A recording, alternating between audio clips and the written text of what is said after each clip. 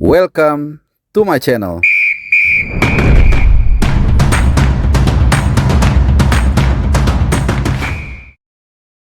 Ya, selamat datang di channel Bung Harpa. Selamat hari Senin dan juga salam sehat buat teman-teman semua. Seperti biasa di edisi kali ini kita akan bahas soal pemain diaspora, pemain tim nasional Indonesia juga yang merumput di luar negeri. Seperti biasa, raportnya ada yang merah, ada yang bagus, ada yang biasa-biasa aja, dan bahkan juga ada yang nggak terima raport lagi karena liganya sudah berhenti atau sudah selesai.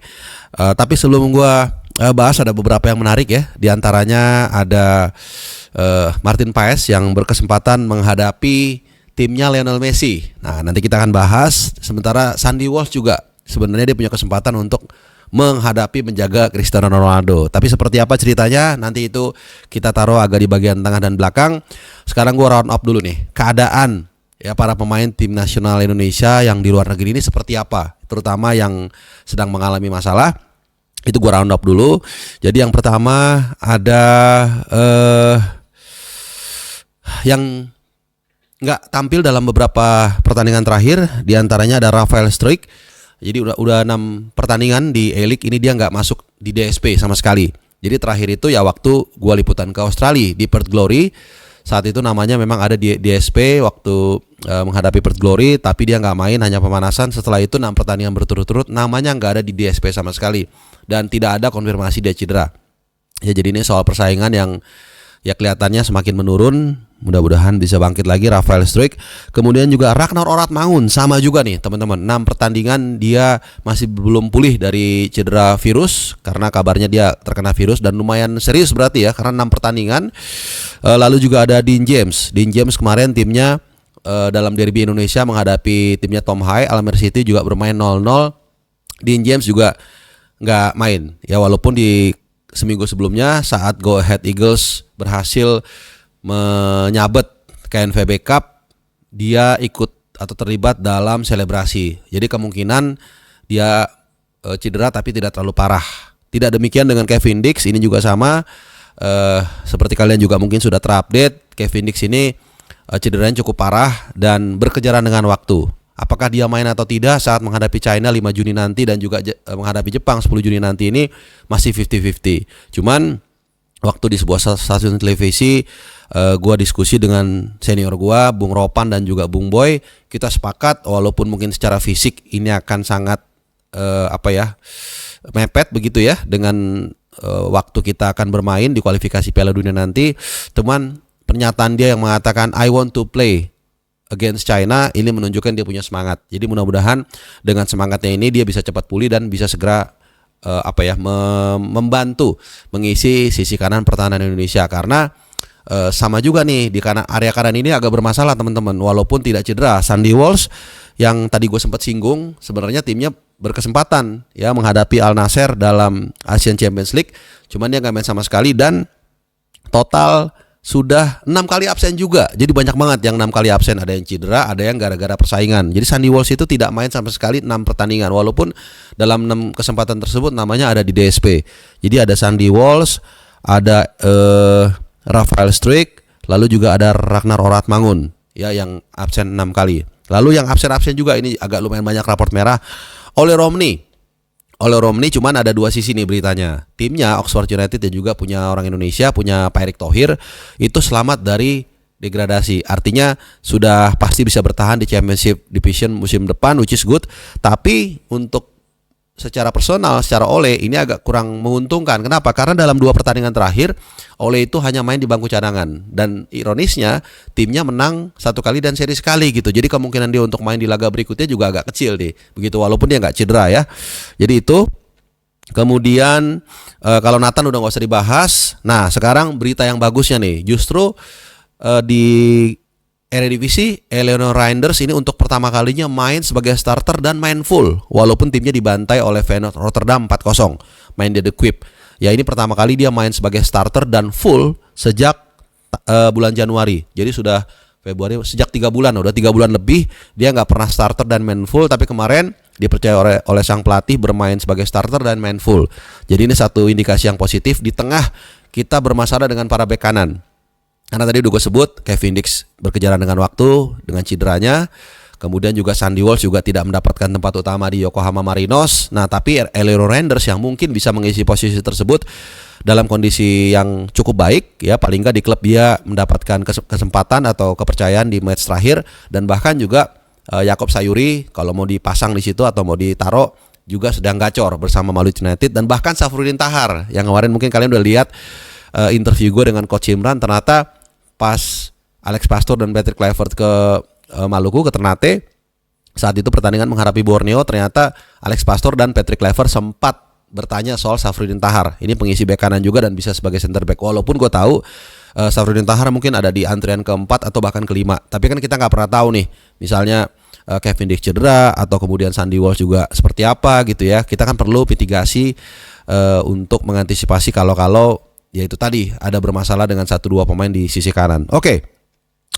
Kemudian Joe Pelupesi dan Sen Patinama yang bermain di Challenger Pro League nggak akan gue bahas karena liganya sudah selesai yang reguler. Nah, ini juga mungkin akan menjadi satu tantangan dan juga peluang untuk bagaimana. Jadi situasi di kesempatan kali ini berbeda dibandingkan waktu di Australia. Kalau di Australia itu semua mepet. Ya, sementara sekarang berbeda-beda. Ada yang rata-rata tanggal 25 Mei sudah selesai, jadi ada jarak 10 hari ke lawan China. Ada yang bahkan udah selesai dari sekarang, tapi ada juga yang nanti mepet sampai tanggal 30 Mei kalau mereka playoff. Termasuk juga Tom Hai yang kemarin saat bermain 0-0 di Derby Indonesia yang gue bilang tadi menghadapi timnya Dean James, Go Ahead Eagles 0-0, sehingga dia memastikan bahwa Almer City harus nanti antara degradasi otomatis. Kita nggak tahu nih apakah dia bisa bertahan di posisi yang saat ini nomor 3 dari bawah. Kalau dia turun satu peringkat lagi maka otomatis degradasi. Tapi kalau dia bertahan seperti posisi sekarang maka ada playoff lagi untuk menghindari degradasi.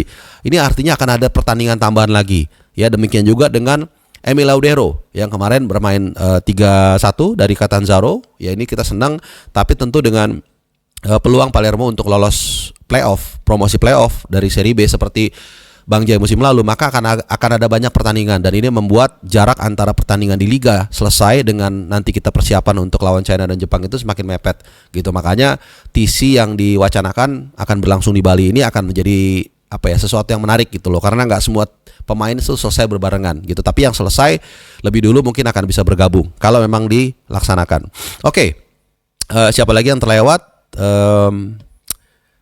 Dari Belanda, Mes Hilgers kemarin banyak yang bertanya, kenapa bang, kok nggak main waktu dihajar PSV 3-1? Mes Hilgers nggak main karena dia terkena akumulasi kartu kuning. Jadi kalau di liga itu ada 4 atau 5, tergantung liganya beda-beda gitu. Kalau ada 4 kali kartu kuning itu maka 1 kali absen. Nah, dia nggak main karena akumulasi kartu kuning tadi ya. Itu kalau ada yang bertanya. Kemudian Jay Itses kemarin ya sayang banget ya. Kemudian sebenarnya saat tertinggal 1-0 pertahanan mereka cukup rapat, cukup solid, tapi mereka mau nggak mau harus keluar menyerang untuk mencari gol penyeimbang ya, sampai naik ke atas, sampai naik ke tengah Jay Itses, dan akhirnya kena counter dan akhirnya mereka dihukum melalui gol penutup oleh Jimenez ya, setelah sebelumnya Venezia tertinggal 1-0. Dan Venezia saat ini sebenarnya agak diuntungkan karena Lecce bermain 1-1 dengan Atalanta, sehingga kesempatan bagi Venezia untuk mencoba keluar dari zona merah itu masih cukup terbuka. Walaupun lawannya nanti 4 giornata tersisa itu cukup berat. Ada Fiorentina dan juga terakhir tanggal 25 Mei itu akan menghadapi Juventus. Kita berharap yang terbaik buat Venezia supaya bisa bertahan di Serie A. Oke, last but not least ini adalah Martin Paes. Ya, luar biasa. Kemarin timnya bermain dalam drama 7 gol, menang 4-3 menghadapi Inter Miami. Luar biasa, mainnya bagus, tapi memang ini kembali lagi memperlihatkan kalau kita jeli ya, ada sedikit kelemahan dari Martin Paes soal mengantisipasi bola-bola atas, bola-bola silang. Ini beberapa kali gue lihat dia agak lama mengambil inisiatif, but it's okay. Ya, at the end adalah ini kemenangan yang sangat luar biasa menghadapi tim yang sejatinya dihuni oleh Messi, Suarez, Jordi Alba, kemudian juga Sergio Busquets, bahkan juga dilatih oleh Javier Mascherano. Jadi 5 pemain dan pelatih jebolan Barcelona ada di sana. Walaupun kemarin Messi dan Suarez hanya nonton bersama Messi bersama istrinya Antonella Coruzo ya, dan anaknya, salah satu anaknya gue sempat nonton juga. Dan di antara pemain Barcelona tersebut gak ada yang tampil kebetulan gitu. Tapi apapun itu, kemenangan 4-3 ini patut kita syukuri. Kita punya kiper yang bermain di level yang cukup tinggi.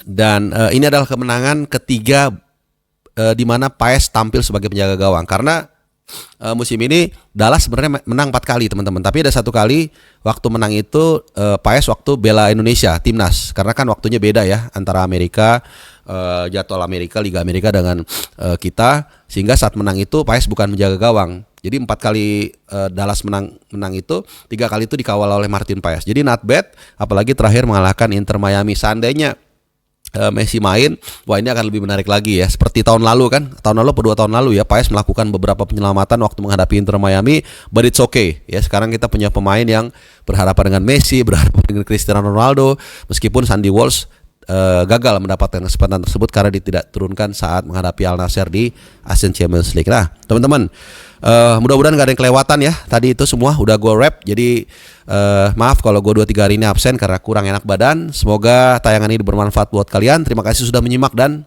adios.